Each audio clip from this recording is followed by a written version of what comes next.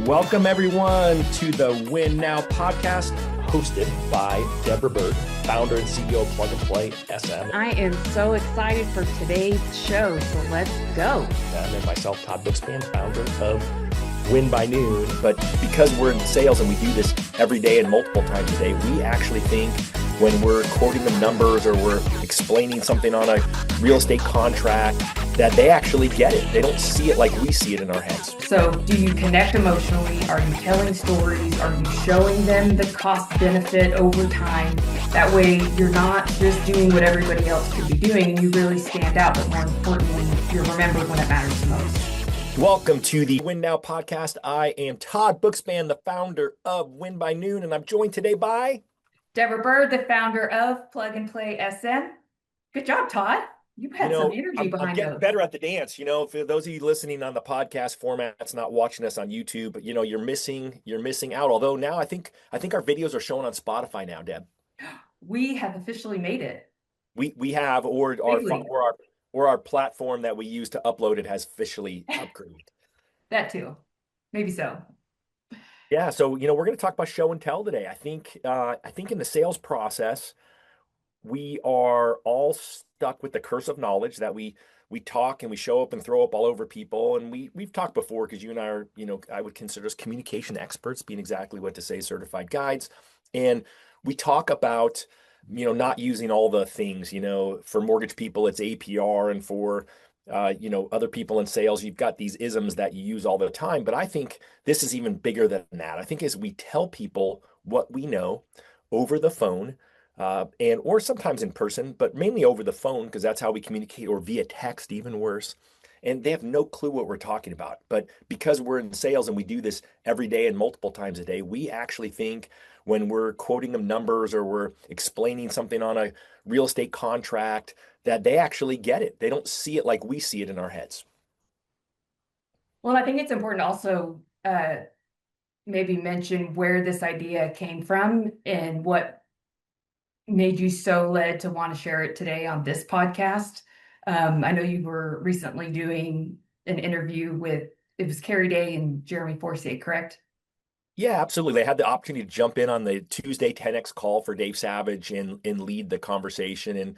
And Carrie Day is a very successful loan originator out of Seattle, Washington, or no, is out of a suburb of Seattle, Washington. And Jeremy Forcier is a legend in the mortgage industry out of Sonoma. And it's the trust engine 10X thing. So they're talking about using a total cost analysis from Mortgage Coach and showing, but that wasn't the only piece of it. It was really Carrie walked through how he was showing at a real estate meeting, just some slides that he had shared to show them how some of these things work with regards to different strategies for negotiation. So, and ironically, Jeremy had just sort of showed the same thing of a live total cost analysis. So it was two versions of the same thing. One was actually a screen share of the total cost analysis. I called it show and tell. And then the other was, hey, here's where the average rates are on all these different loan products, you realtors. And if you actually structure your offers differently, and really what they were trying to do was, Kerry made a great point. He said that a real estate agent's job is to get the best price for their client. And we know that, right? I'm very cheap. I'm supposed to say frugal. I know that, but I want a deal all the time. Although I'm getting better at it, I'll have to say. I won't go off on that tangent.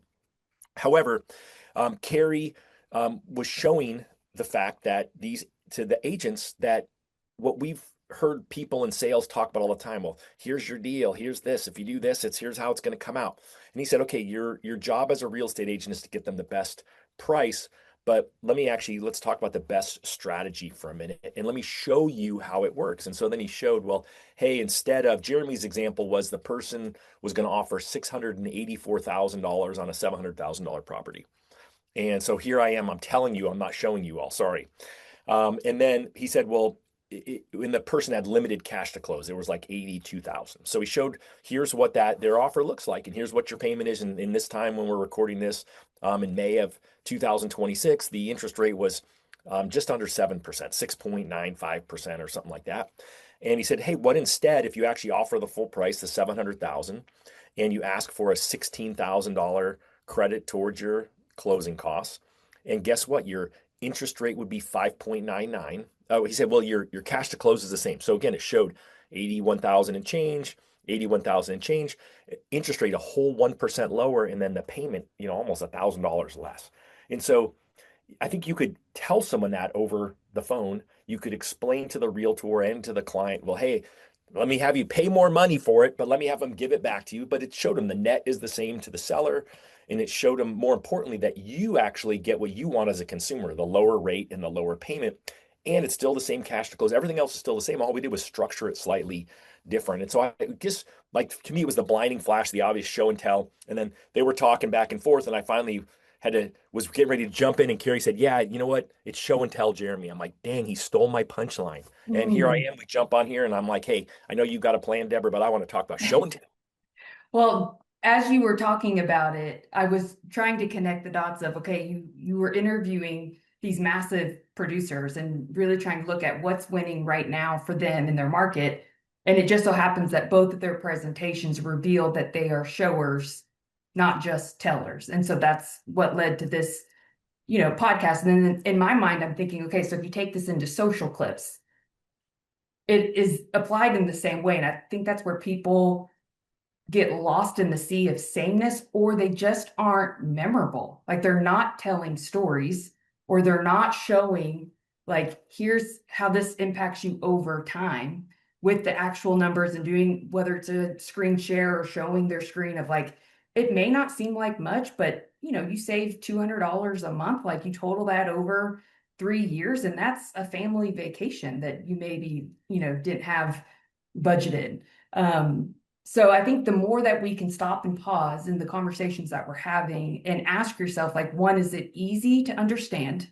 Do you use any kind of metaphors that make it easy for them to be able to retell it? And I think that's important, is a lot of times if you are having say a client conversation, if you don't have both parties who could be involved in the transaction, then you're relying on them to then redeliver that same information. And if it wasn't delivered in a clear and concise way that makes it easy for them to reshare, then it can sometimes get lost just right there. So do you connect emotionally? Are you telling stories? Are you showing them the cost benefit over time? That way you're not just doing what everybody else could be doing, and you really stand out, but more importantly, you're remembered when it matters most. So I know we often say it's knowing exactly what to say is important, but to me, probably what's more important is what they hear. And then you take it one step further, and it's actually what they remember from what they hear. So any thoughts on that, Todd? I think that's super critical. I love that you said that, is could they actually repeat it, right? I think that is uh, the idea. Did they actually understand what it is that I just told them?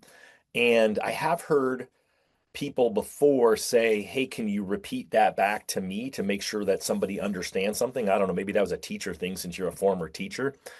And have just never thought about it in the sales process, because I always try to play devil's advocate, right? Like I think, you walk in the car dealership and they're like, what's your monthly budget? And then in my brain, I go right to the back. They're going to screw me. So I shouldn't say that, but all they're going to do is raise up. They're going to figure out how they can, work the numbers in the back end just to get me the price I want on the car. And I'm like, no, I want you to show it to me.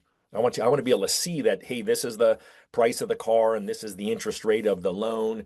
And I think, again, regardless of where you are in sales, I think your client needs to see it. And I think that, if you're a real estate agent, listen to this, I would be thinking, is my loan officer clear and concise? Can they actually make it so that somebody understands what it is that the loan officer is trying to explain to them?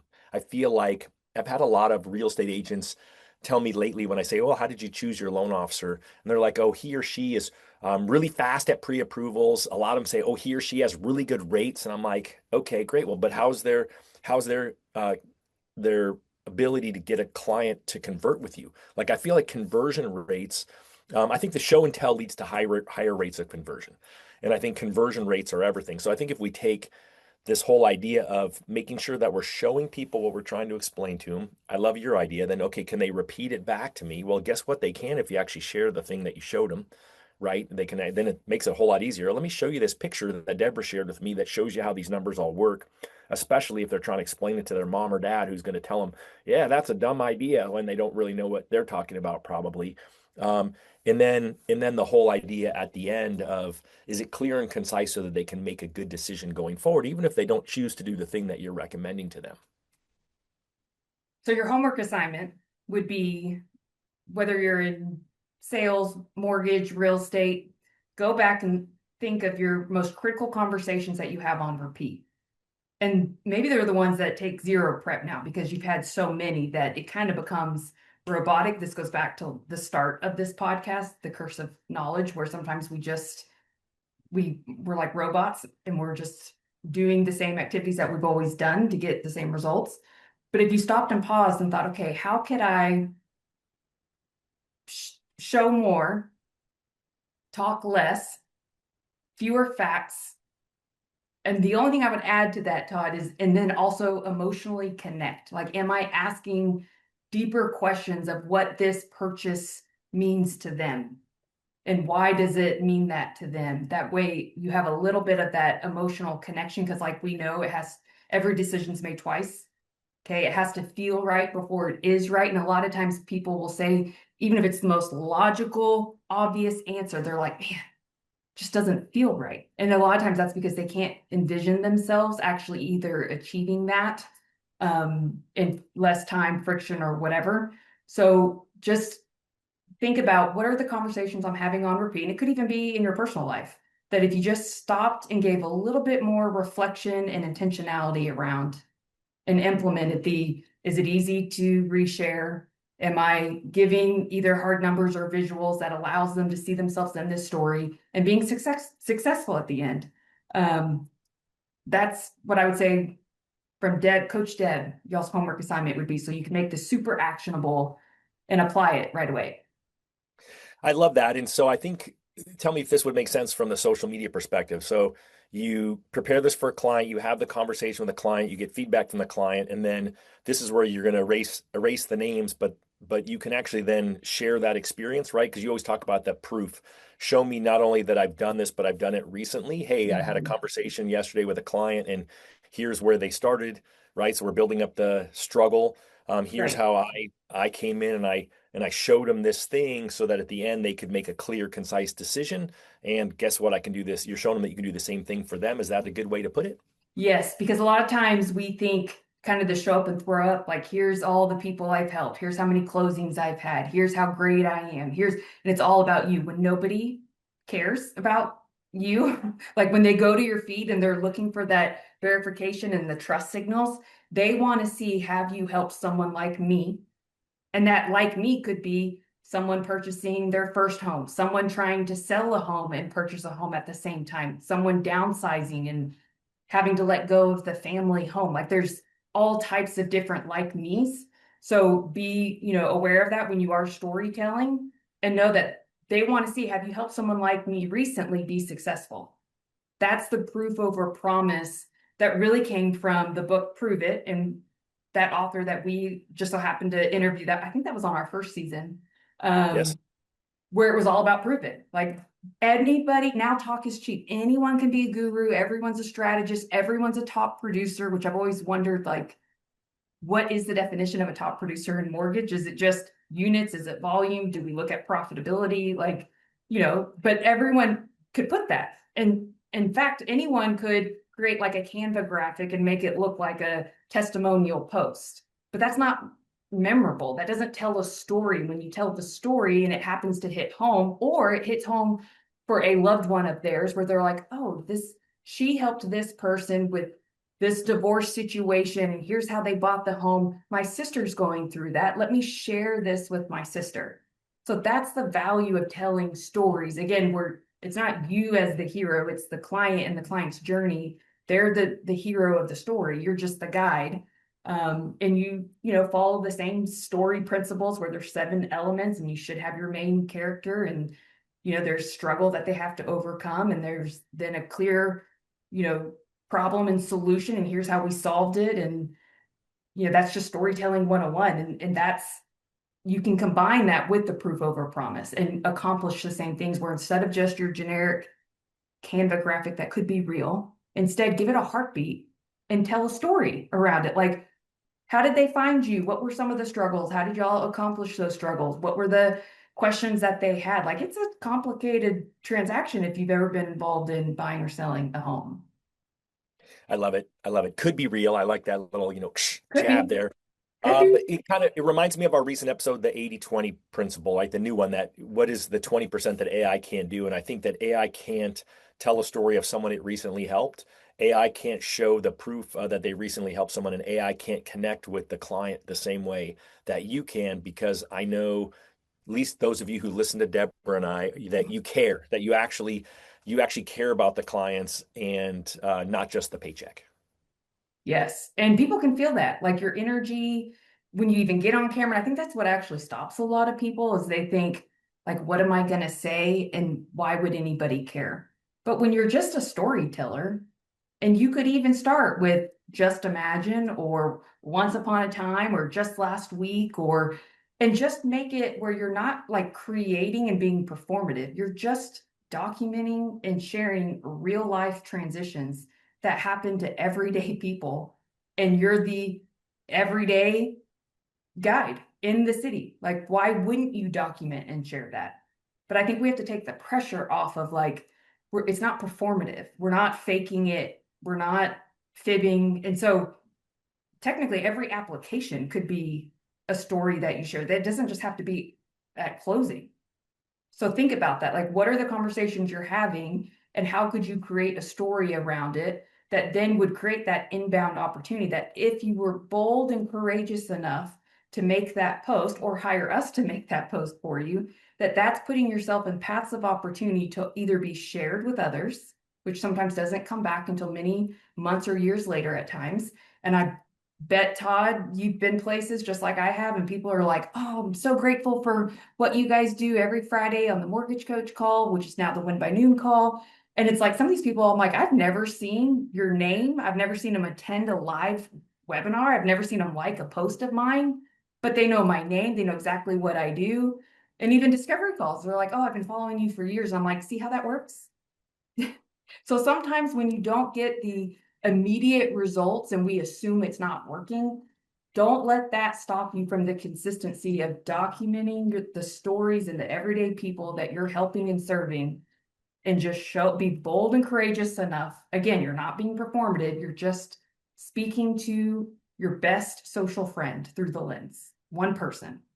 So we started off saying show and tell to your client, right? I think you should have a foundational conversation, right? That's your buyer strategy session. If you're a real estate agent, it's really weird. The real estate agents I know who are doing that are getting signed agreements faster with their clients at higher commission rates.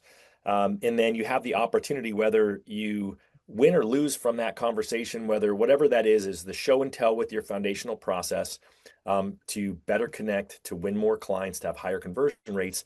And then when you get stuck for what am I going to post today on social? How am I going to show my potential future clients that I know them, have helped people like them recently? Then you're just going to tell the conversation by showing and telling what you just showed and told uh, recently. And so we took what we started off with a show and tell to the client. Now we made it a show and tell one to many with our social media expert, Deborah Byrd.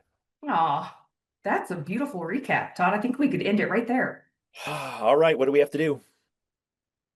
For those of you watching, if you feel like this was an epic conversation that you know someone you love dearly in your space or your office could benefit from, please make sure you like, subscribe, leave a review, and also share it with that person that you know needs to hear this. We would love that. So few people actually, those of you listening, you can't see it. I was just showing like, my hand showing like with my fingers, like an inch. So few people who actually listen, subscribe. So please, if that would make it show up in your inbox, but also is good for the algorithm for other people like you. And even fewer people actually leave a 5-star review, which hopefully we will continue to earn by putting out great content every week. Thanks for listening. Thanks, Deborah, for being here and hanging out with me again. All right, so now all you have to do is win now.